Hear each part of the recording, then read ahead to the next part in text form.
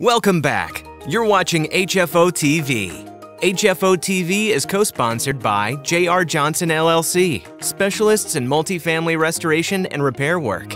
Gantry Incorporated, the nation's largest independent mortgage banking firm. Butler Exchange Group, offering 1031 tax-free exchange services. And Forensic Building Consultants, experts in the diagnosis, repair, and preservation of multifamily assets. Welcome back to HFO-TV. I'm Greg Frick, partner at HFO Investment Real Estate. And today we have with us Sarah Zahn of Urban Development Partners. How are you? Thank you for taking the time to come speak with us. Thank you for having me. You have a pretty unique background in terms of on the development side. Maybe give some background of Urban Development Partners. We've had Eric on here before, and kind of in your past, kind of on the development side, on the public side, and with what's been going on in this market, and coming out of COVID and the push for affordability, it'd be great to kind of get your take on maybe some of the nuances between the public and private development side and kind of what that entails, and just kind of get your take on what's going on in the market. Yeah, sure. So Urban Development Partners is a private real estate development and investment firm here in Portland. We have projects primarily in the Portland market, but we also have a couple of projects in Sacramento, so we're kind of expanding in the Northwest market. So I've been at the company about 3.5 years. Right. As the Chief Operating Officer, I really oversee most of our development activities, and some of the operations, obviously, of the company.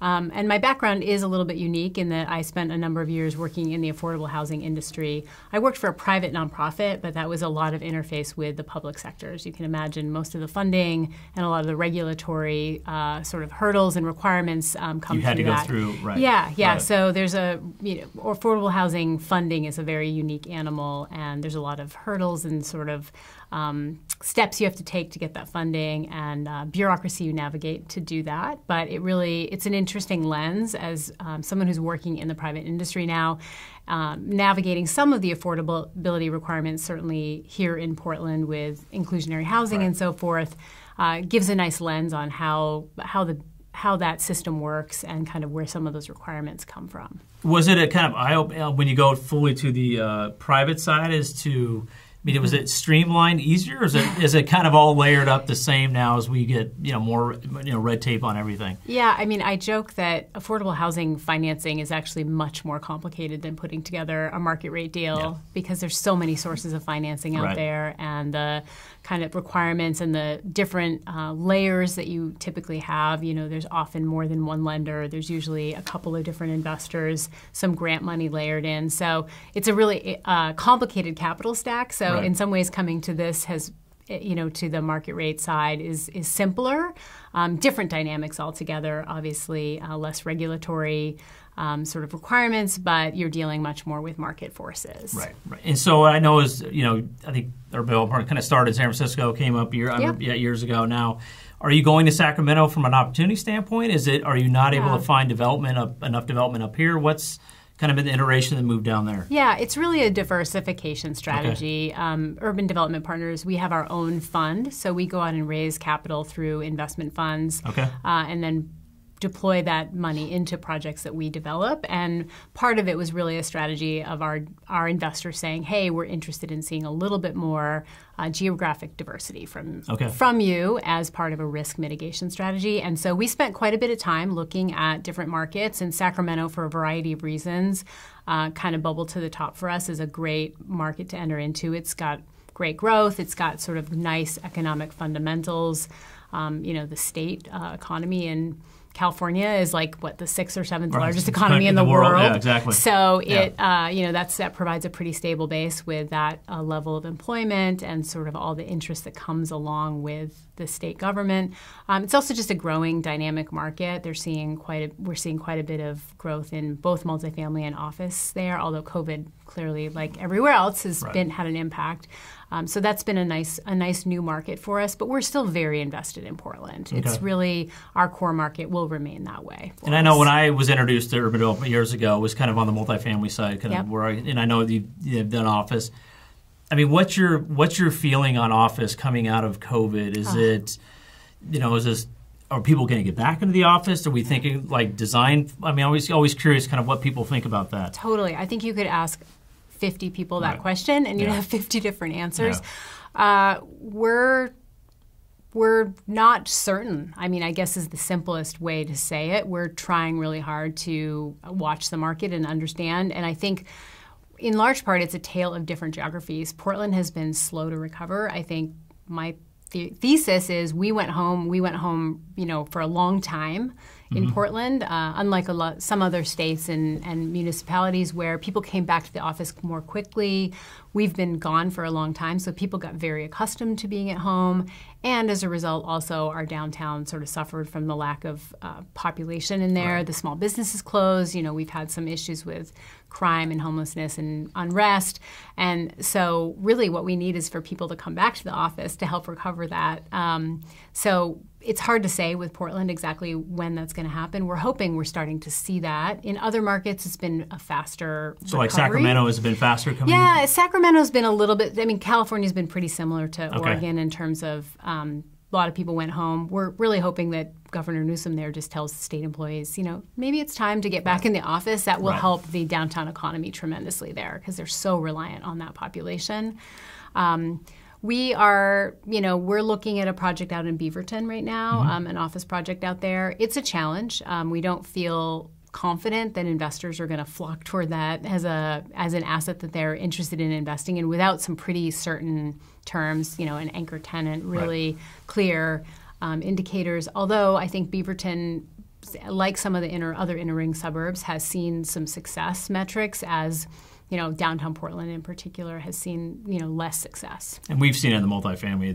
The outlying areas have done so well. The question is, they've had a lot of rent growth. Is that going to continue? And do we start getting a pullback to the metro core, or do these little nodes stay kind of the way they are? And it's very hard to get a read on, where that's going. And the rents in the outlying neighborhoods are still less than they are in downtown, and it's still difficult to build new product and get the rents in the suburbs that you need to support new product. So that's really the big conundrum with construction costs doing what they've been doing.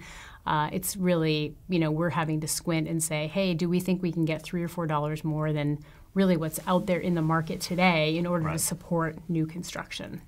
Speaking of construction and the cost, are you seeing any kind of relief on that, or is it market by market? I mean, we hear horror stories about here from contractors with trying to get subs here and how difficult that is. I mean, are you seeing that in Sacramento as well, or is there some uniqueness to this market that you don't see in other ones? We're seeing challenges across the board. We really are. I don't think Sacramento is better or worse than Portland. It's kind of similar, and maybe the challenges are slightly different. We might have a different set of subcontractors that are challenging in Sacramento than they are in Portland, but it's sort of the same dynamic where the cost escalation has been really, really difficult to contain. General contractors are passing a lot of the escalation risk to developers. That's been incredibly painful for us and required a lot of negotiation and discussion with our GC partners. They are sympathetic. They understand it's a problem for us as well as it's a problem for them, but we're all kind of in a position where there's a lot of risk. So we've been having a lot of discussions about how do we mitigate that risk and what are the things that we need to be aware of going in as we're signing new contracts. And what do you do to mitigate that? Is it try to, I mean, what's the kind of the secret sauce or one of the things to do that? Because I know that's been the big, the big question. We've signed 5 construction contracts in the last 6 months during a very volatile time in the market. And every single one is slightly different in terms of the approach we've taken, somewhat dependent on the general contractor, the market. Some of the strategies we've used is we've exercised some early buyout. So we've tried to lock down prices on supplies when we can early. That's pretty successful, not always, and some commodities you actually can't. They won't even do it. But for example, we've been able to lock down appliances or windows or some of the things that have long lead time where we can kind of constrain that supply and lock in that price. And that's been helpful in some cases to mitigate some of that escalation risk. The other thing is just from a contract language standpoint, trying very hard to kind of limit how much exposure we have.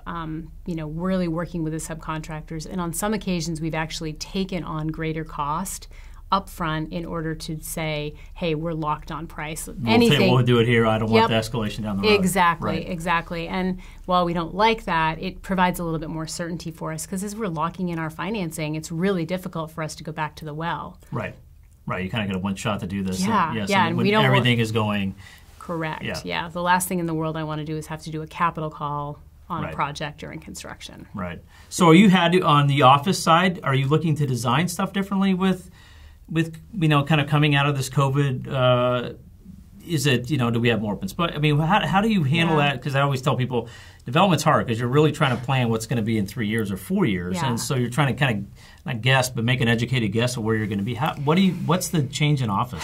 Yeah, I mean, for us, really, because we focus on core and shell during the office, so we're not really thinking so much about the TI other than wanting to optimize the flexibility for the future build out. But we're definitely thinking about things like air quality, indoor biophilia, exposure to light and air. Operable windows is a big thing right now. We're really focused on that.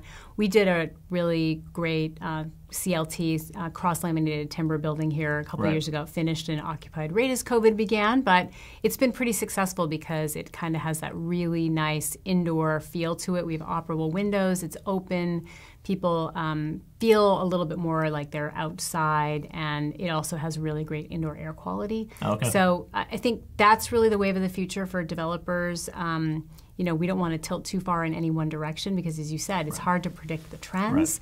But certainly we follow along with what our architects doing, where our build-out's headed, and there was a big push a couple of years ago for open office. We're hearing now kind of a pullback from that, right? Like people don't want quite as much exposure to everyone else, right? Yeah, are they really that productive when they're all sitting there together? Exactly. And the hybrid model, I just really think people are still scratching their heads about it, us included. I mean, I'm sure you're experiencing it with your office. How are you getting people back? Is it everyone on a couple days? Is it certain positions? Is it certain job? Is it, it's just very tough to, And what we're finding is that the worst of all is the hybrid, when you've got some people in the office and some people out of the office, sitting in a conference room with 4 people in the conference room, 4 people on the screen is actually worse than everyone being on Zoom. So how do you get the synergy? And it's just very, very hard. Exactly. Now, and some of that on the design side, do you look at that on the apartment side, or are we looking at, is it more space where they can possibly work? Do we change the design in the units where there's, before, a small unit, we really weren't concerned about a desk. Now we're like, okay, we got to figure out where a desk is going to go. I mean, is that kind of come into some of the design side? Some. I think we're testing that a little bit right now with a couple of our projects. So we have a project in design actually down in Lake Oswego, and we've intentionally added in some den spaces and really flexible, kind of almost second bedrooms, but that could be used as second bedrooms, but will most likely be used as offices. So I think that's a little bit of a test for us to see if that space can really garner the income it needs to justify it. It's not like a true 2-bedroom, but it's right. So we think that'll be an interesting test case, and hopefully it'll be successful. And I think people are going to continue to want to work from home. So if we can give them that space, whether it's in their unit or in a space in the common space of an apartment building that feels good and that feels like they have what they need. I think that's kind of the wave of the future. Yeah, I don't know if we'll ever come back to where it was. I mean, because is there the genie's out of the bottle. Exactly. Right? So I'm trying to get it back in, and like I said, I think it's going to depend on some industries, but it's interesting on how it's kind of evolved. And like you said, as we're looking at these nodes of other outside the main core of downtown, do they stay as exciting and vibrant, or is there going to be this push for the younger generation that always wants to come to the core? Is that still there? Or, if they're more of them spread out, a little bit more dispersed, right? Right. Well, good. Well, thank you for taking the time to come speak with us. Always great to get a perspective, especially somebody that's in a different market doing different product types. So absolutely, really, thank you very much for having me. Oh, you're welcome. And if you want to learn more about their firm, you can go to the website below. Like I said, we've been familiar with this group for years. They do very nice projects. We were introduced on the multifamily side, but an office and some other avenues too. So again, thank you for coming, and we'll see you next time on HFO-TV. Thank you. Our entire office specializes in multifamily real estate, making HFO the largest multifamily brokerage in the Pacific Northwest. Your success is our passion. Build your legacy with HFO. Call 503-241-5541 or visit our website at hfore.com for more information.